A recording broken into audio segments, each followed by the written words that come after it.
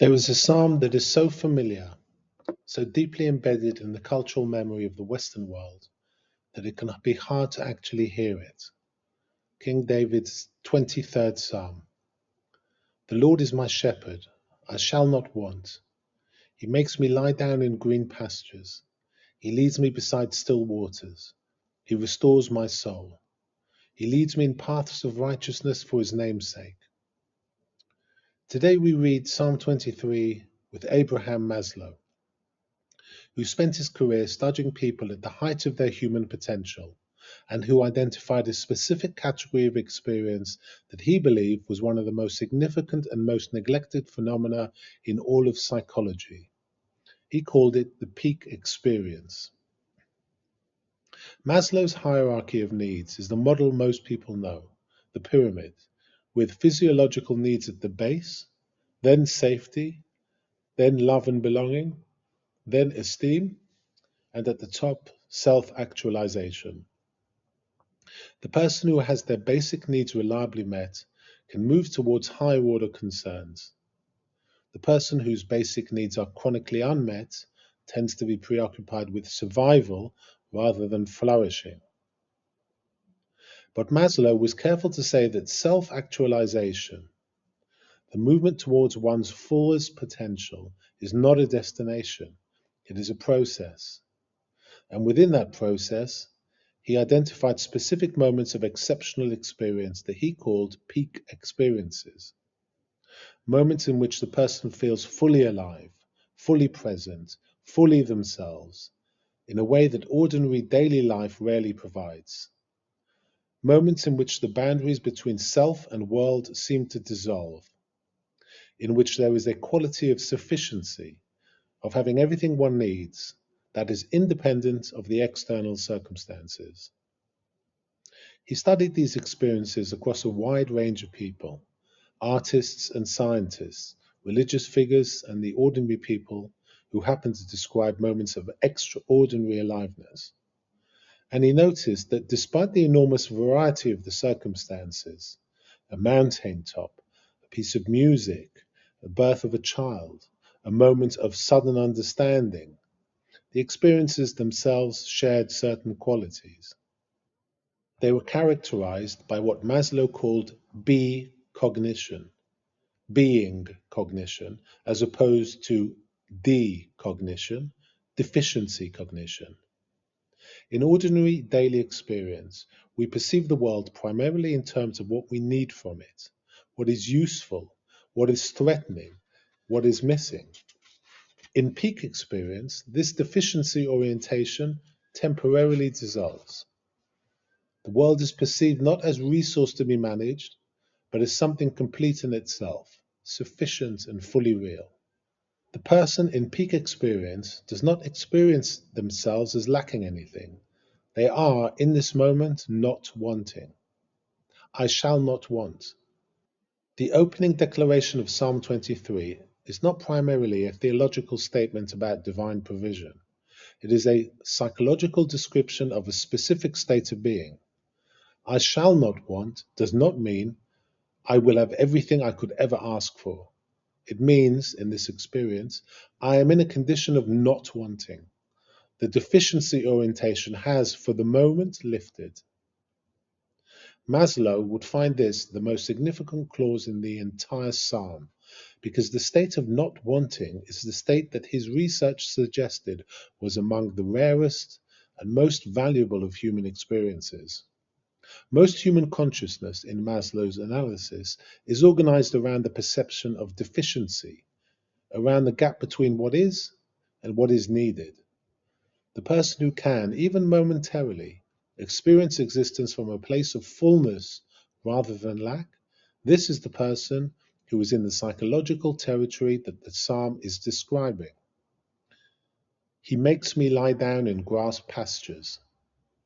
The lying down is important. The person who is afraid does not lie down.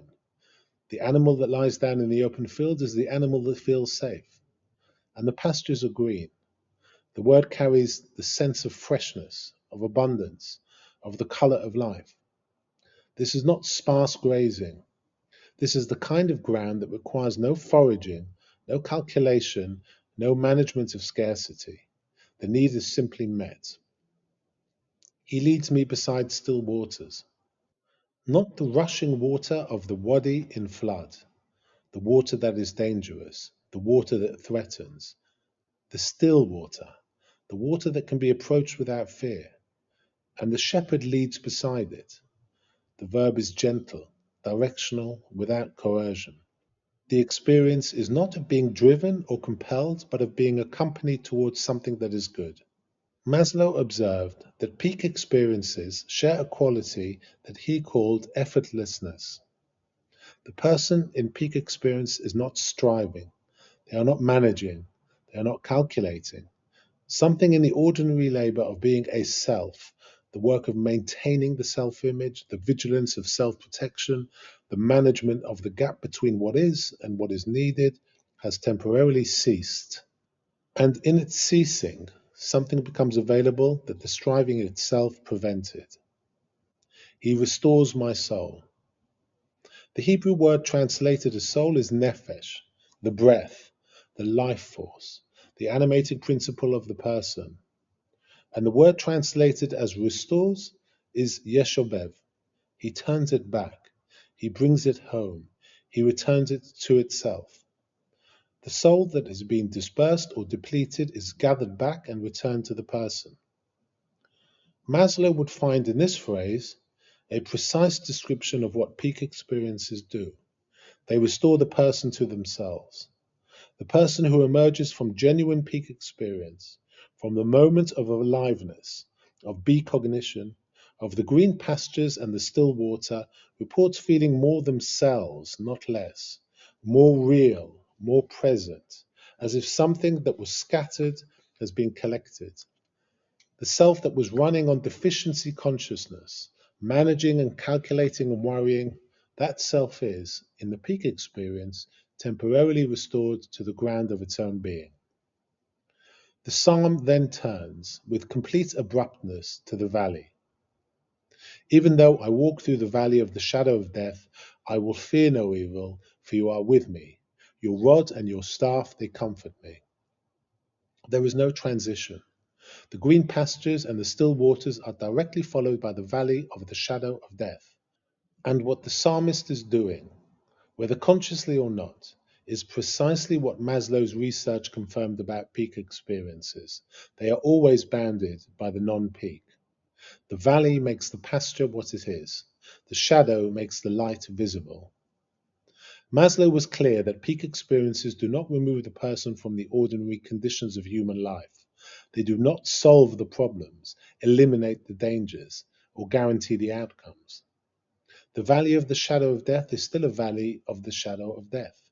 The shepherd's rod and staff are there, instruments of guidance and protection, practical tools, but not magic. But the valley is real. What changes is not the external reality, but the internal orientation. I will fear no evil. Not there is no evil, but I will not be conquered by the fear of it. The person who has had a genuine peak experience carries something that changes their relationship to the inevitable valleys, not immunity. Maslow was emphatic that he was not describing a form of escape from suffering, but a knowledge held in the body and the memory that the pastures and the still waters are also real, that the restoration of the soul is possible, that the valley is not the whole story. You prepare a table before me in the presence of my enemies. You anoint my head with oil. My cup overflows. This is perhaps the most surprising image in the entire psalm. We have moved from the pastoral, the shepherd, the sheep, the open country, to the domestic, a table, a host, oil for the guest's head, a cup, and the table is prepared in the presence of enemies. Maslow would find this psychologically fascinating because the peak experience in his research was not contingent on the removal of adversity. It did not require the absence of threat. The table is set in the presence of enemies, not after the enemies have been defeated, not in a private place where enemies cannot enter, but right there in the open, with the enemies present and watching. And in that setting, the cup overflows. The provision is so abundant that it exceeds the vessel. The overflowing cup is perhaps the most exact image of peak experience in all of ancient literature. The ordinary cup of ordinary experience contains exactly what it contains, neither more nor less. The cup of peak experience overflows. The experience exceeds the capacity of the person to contain it. There is more aliveness than the self can hold, more fullness than the situation seems to warrant. The cup runs over. This is the quality of what Maslow called moments of the highest human experience, not satisfaction but overflow, not the completion of the deficiency, but a sufficiency so complete that it exceeds the deficiency framework entirely. The psalm closes, "Surely goodness and mercy shall follow me all the days of my life, and I shall dwell in the house of the Lord forever." The word translated as follow is radaf, which actually means to pursue, to chase. Not goodness and mercy will accompany me at a respectful distance, but goodness and mercy will pursue me. They will be behind me, tracking me through the days of my life. Maslow, in his later work, developed the concept of meta-motivation, the kind of motivation that characterizes the self-actualizing person who has had sufficient peak experiences to know what genuine aliveness is. The meta-motivated person is not driven by deficiency, but drawn towards being. They are not fleeing from what they lack. They are moving toward what is real, what is good, what is worth pursuing for its own sake. The psalmist's closing declaration is written from this orientation. Goodness and mercy are not prizes to be won by sufficient righteousness. They are the conditions under which the psalmist is already living and which will follow them through whatever comes next. The house of the Lord is not a future destination earned by present behavior. It is the dwelling place the person already inhabits when they are living from the ground of the experience the psalmist just described. I shall not want. The end returns to the beginning. The not wanting is not a single moment, but a condition. The peak experience is not isolated. It is the revelation of what the ordinary contains, when the ordinary can be met with the quality of attention that makes its depths visible. Green pastures, still waters, a table in the presence of enemies, a cup that overflows. The Lord is my shepherd.